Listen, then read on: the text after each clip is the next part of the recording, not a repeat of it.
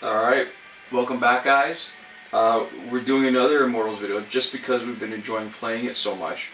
And we're gonna try to focus on different things. The last one was the Conqueror Brock Lesnar, and I just realized even though we were focusing on him and we geared him up to do a special 2, it would have been nice to actually do his finishing, like the big special 3. Special, yeah. Yeah, so maybe if we get a chance, I might, if he builds up enough power. F5. Because he starts off with 2 bars, and he's geared up really for a special 2, but maybe if we're having a relatively easy fight. So wait, why is this third special refresh? That's funny. That's funny. Okay. So the highlight, I think, the focus for this video is going to be Lunatic Fringe Dean Ambrose, who was a relatively recent challenge character. And his passive is pretty good. I'm typically not a fan of passives that require taking a lot of damage. Amount of health, yeah. Yeah, because then sometimes it's hard to judge, and I don't like dropping so low. So that's really good though. Below 30% health, 300% increased damage, and no damage from basic attacks. How often do you get into that state and then get knocked out by a special? More often than you'd like to think. Yeah. Alright, so we switched up the Big Show. If he had a power drain, he'd be so good. No kidding, right? That would be ridiculous, yeah. So, this is our setup for when we use him as a defensive team, and we thought it wasn't worth the trouble of swapping out. But the key isn't that gear, it's chance of unblockable, which we always like. So the character-specific gear often is a good fit, but the most important one actually is not even a maxed out gear. It is a 2-star that develops into a 3-star, and it gives him a health boost, and it gives a chance to heal the entire team by signature 1. Oh, this is an example of them hiding the percent chance to heal. It feels like it heals pretty much every time. It's not as strong as off the top of my head, I can't remember what we have on like Big Show to do exactly the same job. And the reason why he's not as good a tank as in like Big Show is he doesn't heal himself. So, considering that we haven't needed to use in like Big Show the last few times we've had him on the team as sort of a backup, might as well try something new. Yeah. So the reason why Lunatic Fringe, you're going to see, isn't because of his passive. It's because he's one of the few guys who's got a really great stun lock. So that he can repeatedly stun a character, so they won't do their specials, they won't swap out, and so he's a perfect antidote to Big Show. Come on, use your special. Alright, don't. I'll hit you anyways. Now, it would be great if I could actually drain his adrenaline, but I'm not. But I'm not. Because I don't need to. Suplex. I just knocked his... Suplex. Boom. That was a crit. That was... What's yellow? White is regular. Oh, how come I got the... That's weird. I've never seen that. Then what is white? I don't know. Because there is white. Is white blocked? Oh, he's got his own gear on, so I can't... I was blocking, I was hoping he'd do a special. There we go. Okay, gray is blocked. White and yellow are both normal. See, alright, so now he's blocked. Alright, what's crazy about the stun lock is most of the time you get the combo finisher, but every once in a while... You don't. Well, even if you don't, that's not the big deal. Every once in a while, even if you get what should be the move that stuns him, it doesn't affect them. You have no chance to block. You lose. There's no time. They just do attack on you, or they swap out really quickly. And it seems sort of random when that happens. Okay, I think the next thing that the game needs to have is true multiplayer. I would like that. I think it's... I would love it. I think, though, for a freemium game, a free-to-play and lots of in-app purchases, it would be hard to justify because when you think of all the connectivity issues they've got, right? Yeah, and the server trouble, it seems like it would be the recipe for a lot more problems. I know. I just want true multiplayer. When they said they were releasing multiplayer, I think almost everybody had a different idea of what it would be. Yeah, it's funny too. Every once in a while I still see people who, you know, no criticism intended, is because it's not really advertised that way, that they don't realize that it's an artificial intelligence that's controlling your team defensively. So it's your team makeup, but it's not anybody playing. Yeah. Oh.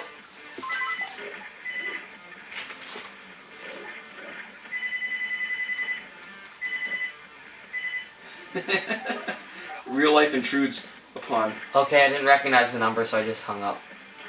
Like, I answered, then hung up. That's legit.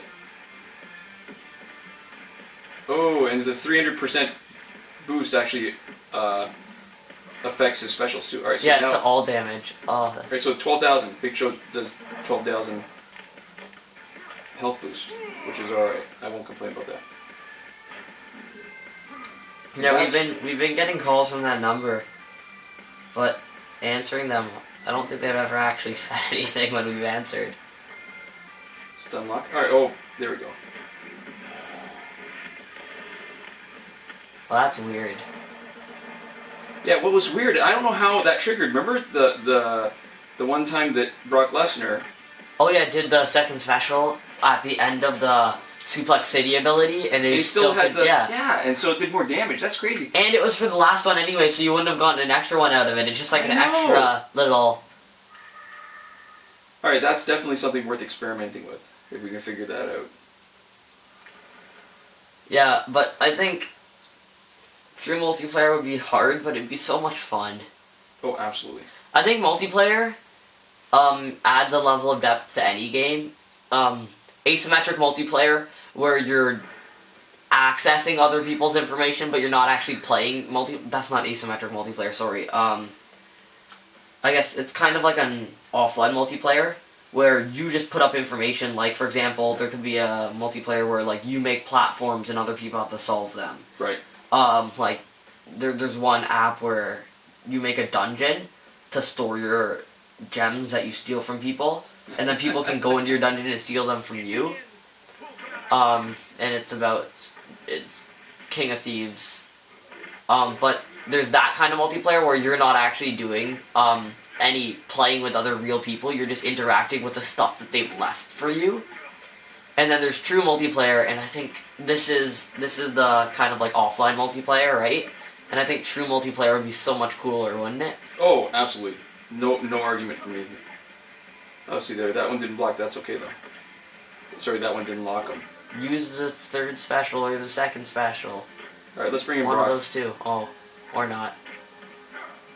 Suplex City. No, I'm going to do his third special, because we've been doing Suplex City over and over. Okay. I figure we owe Oh, you're going to do both their third specials?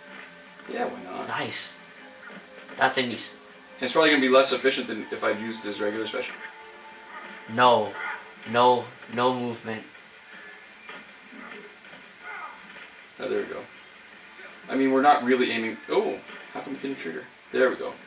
We're not really aiming to win the most efficiently, but we're highlighting some of the things that make particular characters interesting and special. So wow, where did that lava come from? Yeah, we owe you this from the previous highlight of Brock Lesnar. So actually, about the Big Show, sometimes what you'll see when you use Enlightened Big Show and use, I can't remember which the fourth gear, we can take a look at the end, but he can actually heal about 26,000 every time he does a special one, which is hugely impressive. I mean, it's almost, it's unbalancing, right? What it does is it changes the flavor of the game a little bit. Because really, you almost can't lose unless you're really silly and don't bother swapping them in when you need them. Yeah. And I think that's what makes the Big Show duo so difficult to fight. Not really, but so many people get frustrated playing against them, and it takes them so long to finish them is because you make one little mistake, they're basically starting or continuing at 100% health right through the whole match, right? Hey look, it's John Cena! There you go. You can't see him. His time is now. There's so many like jokes and memes about that. Where just like somebody knocked on the door, can you go get it? And it's like, I can't see anyone. It's John Cena. So it's like he's like the Chuck Norris of wrestling? I guess so. The thing is, I don't even know if it's entirely him. I think it's his name and his theme song more than it actually is him even. Right? Because saying John Cena and the theme song, I think, are actually the larger parts of it. And I guess that's all part of him. But there's no, like, talk about, like, him as a wrestler. It's more just like his skills or anything. It's more just like, and it's John Cena, boo boo doo doo, with like all the. I think that goes to the early Air point though. horns Like, and stuff. I mean, listen, it takes a huge amount of athleticism, and it takes a lot of strength, coordination, skill to be wrestlers. But it's nice to be recognized. It is really an entertainment industry, right? Yeah. And what's integral to a huge amount of it is the storylines, the conflicts, the people that are together, the people that are not, and the different factions and whatever. Yeah. I think that's And it's hidden behind sweaty men hugging each other. well. Oh, sorry, that's more the fighting one. Dang it! Why is this slipping my mind? UFC. Oh. That's more sweaty men hugging each other. You know what? I didn't think. It's funny how mixed martial arts has developed from the first couple years of UFC before what were the brothers' names? Fertitti? Brothers got into it, and how it really was no holds barred, and you'd have no time limits. You could have hair pulling. You could have, and that was the time when Royce Gracie really sort of made a name for herself by taking on guys that were way bigger. But now it's become so much more balanced because everybody's really working with the same kind of potential skill set, right? Before you used to have the advantage because nobody else was doing Brazilian Jiu-Jitsu. And now if you don't do it, you're almost guaranteed of never getting into the higher levels of the UFC, right? Yeah. But so, it's cool as an entertainer, and even just as a normal person to get a lot of recognition and popularity for what you do, right? But as an entertainer, I think it must be gratifying to have who you are or who you play to be really popular and someone that people like. Oh yeah, no argument from Or this even just before. like Joffrey from Game of Thrones. It's just, I guess having polarizing reactions of your character means that you're playing your character well, right? Yeah, I gotta tell you though, I don't know that I'd want to be the guy who played Joffrey. I mean, I haven't seen the show. I've read all the books, and he's just such an unsympathetic character. And there's people that will mistake his persona, his character, for him. Yeah. They'll think that he's really Joffrey, and they'll react to the character instead of the actor. I don't even know his name off the top of my head. Again, I wouldn't want to be him, but I think it speaks to the fact that he did a good job, because it's hard to really hate a character if the person playing them isn't good at it. Alright, so let's just take a quick look at, like I promised, about the Night Big Show. What was the piece of gear that was really useful? So, I believe Battleground? it is, it might be. No, it's the golden Well, the bench. Weight that bench. was to give him extra health, so that means it's boosting the amount that he's going to heal you. Right? So, Yeah. Okay, but I sorry. believe it's Ultimate Battleground. There we go. No. Yeah, change Yeah. the team on Signature 1. There we go. So, the amount of heal, it doesn't even tell you the percentage heal. But it's almost every time, you said? It feels like it's every time, and the amount that you heal is about 20, with this setup, it's about 26,000. So this has no bearing on that. And it's really just these two with the 22% boost on his health. I mean, we could figure this out if we were so inclined, because he's got 70-something thousand, 71,000 health. You give a 22% boost, that gives you, what, another 15,000, so he's like at 86. 26 out of 86 is somewhere around, I want to say 30%? Yeah, it's about 30%. So he heals about 30% every time. That's a lot. Yeah, so that was our demonstration of why Lunatic Fringe Dean Ambrose is so good because of his stun lock.